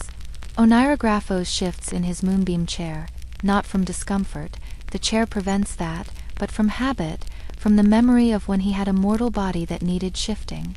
How long ago was that? He's forgotten. The time before becoming divine is hazy, like looking through frosted glass. Sometimes he tries to remember. Was he a scribe? A priest? Someone who showed particular talent for organization? The memories won't come. Perhaps they were taken as payment for immortality. A fair trade, or so it seemed at the time. A prayer arrives that makes him pause. It's from a young scribe in Athens, praying for patience, for the ability to continue his tedious work of copying documents. The irony is not lost on Oneirographos. He holds this prayer longer than necessary, feeling its familiar frustration, the ache of repetitive motion, the blurring of identical days, the question of purpose in purposeless work. The prayer is filed under occupational, scribal, endurance, existential component, mild depression, no specific divine request. But he adds a small blessing to it, nothing major. Gods of his level can't grant much, just a slight easing of the wrist pain, a momentary clarity of purpose. The blessing disperses like morning mist, drifting down through the clouds, through the mortal atmosphere, settling gently on the scribe who won't know why his work seems slightly easier tomorrow. More prayers continue arriving. A shepherdess who's lost a lamb. A blacksmith whose forge won't stay hot. A mother whose child won't eat. Each one categorized, recorded, filed. The same types of prayers humans have always prayed, will always pray. The repetition should be maddening, but madness requires the capacity for change, and change is not something minor gods experience. They exist in a state of eternal sameness, processing the same requests, following the same procedures forever. He reaches for another sheet of crystallized mist. His supply never depletes. New sheets materialize as needed, stacking themselves neatly. He doesn't know where they come from, doesn't ask. They exist because they must exist. The quill never needs sharpening. The ink never runs dry. The light never strains his eyes. Everything is optimized for eternal efficiency, for processing prayers until the cosmos ends, if it ends, which it probably won't. A love prayer arrives, pink and gold, smelling of roses and desperation. A young man in Delphi loves someone who doesn't love him back. Tale as old as humanity. Filed under romantic, unrequited, first love, excessive emotion, unlikely success, no offering. The no offering subsection is vast. Mortals often forget that prayers should come with sacrifice, even small ones. A few drops of wine, a handful of grain, something to show sincerity. But young lovers rarely think practically. Another arrives immediately after, from the person the young man loves, praying to be left alone, to be free of unwanted attention. These paired prayers are common, requiring cross-referencing, notes in both files. Sometimes the irony is painful, even for an emotionally distant minor god. The nectar cup refills itself. He didn't consciously desire more, but the cup knows his patterns, knows he drinks every 300 prayers. It's the same nectar, always the same, tasting of golden nothing. A prayer arrives from a philosopher in Syracuse, questioning whether the gods even hear prayers. The irony is thick enough to have weight. Filed under theological doubt, educated petitioner, paradoxical nature, self-defeating, requires no response. These philosophical prayers are particularly tedious. They're often longer, more complex, harder to categorize. Does a prayer questioning the existence of prayer belong under philosophical inquiry, or crisis of faith, or intellectual masturbation?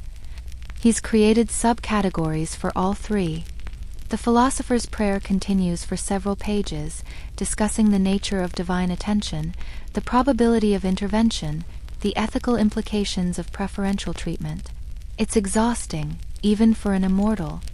He files it in multiple locations, cross-referenced under 12 different categories. The work takes as long as 50 normal prayers.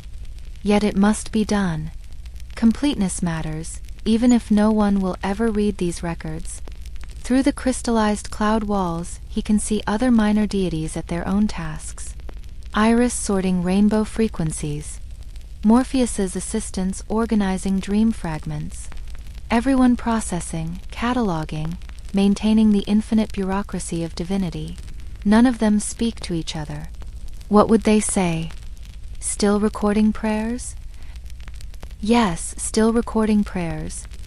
The conversation would be as repetitive as their work. So they maintain comfortable silence, each in their own transparent bubble of tedium. A cluster of prayers arrives from a battlefield, dozens at once, all desperate, all nearly identical. Let me live. Let me die quickly. Let me see home again. Let my death mean something. They arrive in a cloud of red and black, smelling of iron and fear. Battlefield prayers require bulk processing. Individual recording would take too long, and they're too similar to warrant separate files. He groups them by army, by type of request, by likelihood of survival based on the prayer's intensity. The dying men's prayers are darkest, not asking for life, just for someone to remember them, to tell their mothers, their wives, their children. These go in a special section. Final requests, battlefield, message delivery, high emotional weight, processing priority low. Priority low because the dead can't complain about undelivered messages, and the living rarely want to hear them. The messages pile up, thousands, millions, each one a universe of grief compressed into a few desperate words. He processes them efficiently, without reading the details, without feeling the weight.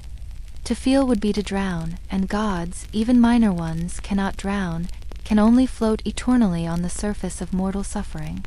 Another sip of nectar, another 1,000 prayers processed. The numbers blur together. Is this his millionth prayer today, his billionth this century? The counting stopped mattering eons ago. Now there's just the motion, the routine, the eternal filing. A prayer arrives from a child who wants it to rain because she likes the sound. Pure, simple, filed under weather, rain, aesthetic preference, child petitioner, no urgent need, charming innocence. These prayers sometimes get answered, not by him, but by gods who remember joy. He adds a small note. Particularly sweet request, though no one will read it. The note is for himself, a tiny variation in the endless sameness, a moment of almost feeling in the numbness of routine. The next prayer is from a drunk man cursing the gods, not praying exactly, more like anti-praying. These go in blasphemy, intoxicated, non-serious, no threat, file and ignore. Zeus used to read these for amusement, stopped centuries ago. Even blasphemy becomes boring. Time passes, or doesn't pass, hard to tell. The prayers continue their steady arrival. The wisps spiral, wait, get processed. The files grow. The categories multiply, subdivide, become fractal in their complexity. He's created subcategories he's forgotten about, stumbles across them occasionally. Prayers from talking animals, verified consciousness, usually horses. When did he create that? Why? It exists, so it must have been necessary. A prayer from a priest asking for wisdom. Standard, common, filed under religious personnel, wisdom request, generic, no specific question, probably insincere. Priests pray constantly, professionally. Their prayers have a different quality, practiced, hollow, going through the motions. Another from a thief asking for darkness to last longer. Practical, specific, filed under criminal intent, environmental assistance, darkness extension, professional criminal, will likely reoffend. These prayers are never answered, but they're recorded anyway. The recording continues, must continue. Catch, examine, categorize, file. The motions are so practiced they've become autonomous. His hands move while his mind drifts, thinking about nothing, everything, the space between. Sometimes he wonders if he's actually here, or if he's just a prayer himself, someone else's wish for perfect organization, manifested into eternal service. The thought neither disturbs nor comforts, simply exists, like everything else here. A prayer arrives from someone praying for the gods to leave them alone, to stop interfering. These are filed under rejection of divine, genuine desire, understandable frustration, no action required. The gods never read these, which is, ironically, granting the prayer. The afternoon light continues, unchanging. The nectar cup refills. The prayers spiral. The quill writes. The files grow. Everything continues as it has, as it will, world without end, or at least until someone stops praying. But mortals never stop praying. Even their silences are prayers, for peace, for understanding, for the strength to continue without divine intervention. All of it arrives here, gets processed, filed, forgotten. He processes a prayer from a woman who found a coin, thanking whichever god was responsible. Filed under gratitude, minor fortune, unspecified deity, genuine appreciation, no further request. These are the easiest prayers, complete in themselves, requiring nothing but acknowledgement. Another from a farmer cursing the same gods the woman thanked, his crops failing despite perfect weather. Filed under agricultural, crop failure inexplicable, anger justified, economic hardship imminent. The contradiction with other prayers from the same region suggests localized divine intervention, or just bad luck. The interconnections between prayers could be mapped, probably are mapped, somewhere in these infinite files. patterns of request and response, cycles of hope and disappointment, the rhythm of mortal need across centuries. But pattern recognition isn't his job. His job is recording. Just recording. Not analyzing, not understanding, not caring, just catching wisps of hope and fear and filing them appropriately. A prayer arrives from someone asking for help organizing their scrolls. The recursive irony makes him pause. A mortal praying for organization to a god whose existence is nothing but organization. Filed under occupational scribal organization request, unintentionally humorous, may actually receive help. He adds a blessing, just a small one. The mortal will suddenly think of a better filing system tomorrow, will assume it's their own idea. It's the least he can do, or perhaps the most, for a kindred spirit drowning in documents. The prayers continue. A baker whose bread won't rise. A couple trying to conceive. A student before an examination. Each one a small crisis that feels enormous to the person praying. Each one filed with the same methodical care. Some prayers come in languages he doesn't recognize, from lands beyond the Greek world. These require special processing, translation through divine understanding, categorization in the foreign prayers section, which has grown larger lately. The foreign prayers often ask for things Greek gods don't control: monsoons, different afterlives, gods with different names. He files them anyway. Perhaps somewhere another minor deity is filing Greek prayers in their own system. The thought of infinite parallel prayer filing systems is either comforting or horrifying. He can't decide which, doesn't need to decide. Decision isn't part of his function. Another Nectar break, another review of the count. 2,591 for this cycle. Still behind, always behind, but the prayers keep coming whether he's caught up or not. A prayer from a man who's lost his memory, asking to remember his wife's name. Heartbreaking if he could feel heartbreak. Filed under medical, memory loss, elderly, emotional component high, low probability of divine intervention. These prayers are among the saddest, asking for things the gods rarely grant, the restoration of what time has taken, the reversal of natural decay, the undoing of fate's decisions. But they must be recorded. Everything must be recorded. The pleasant prayers and the horrible ones, the simple requests and the complex negotiations, the genuine faith and the desperate bargaining. He reaches for another sheet of crystallized mist, begins another 1,000 entries. The quill moves in its practiced patterns. The ink flows in its perfect lines. The files grow ever larger. Somewhere below, mortals continue their lives, continue their struggles, continue their prayers. And here, in this eternal afternoon, he continues catching them, examining them, filing them away in categories that grow more complex with each passing century. A prayer arrives asking for eternal life, common enough, filed under immortality requests, doesn't understand consequences, no specific plan, will regret if granted. Mortals always think they want immortality, until they see what it actually means. What it means is this: sitting in perfect comfort, in perfect light, doing perfect work forever. No growth, no change, no surprise, just the endless processing of endless requests for things that will never satisfy even if granted. But he doesn't include that in the file, just the standard categorization, the proper formatting, the correct placement in the infinite archive. Because that's what he does, what he is, what he will always be.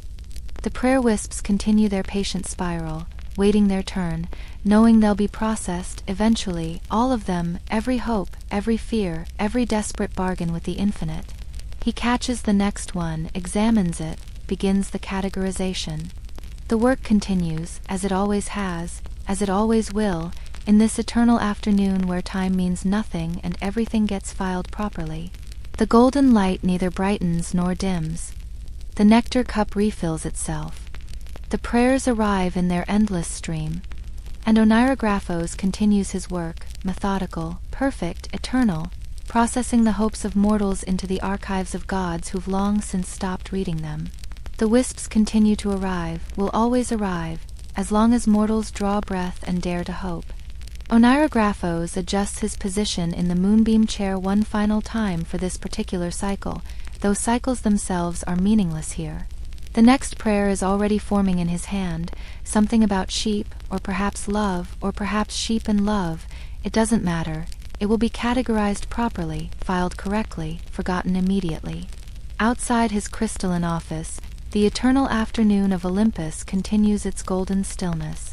Zeus is probably seducing someone. Athena is weaving strategies. Dionysus is fermenting something that shouldn't be fermented. The great gods continue their great dramas while here, in the bureaucratic corners of divinity, the minor deities maintain the infrastructure of eternity, one prayer at a time, one file at a time, one perfectly tedious moment flowing into the next.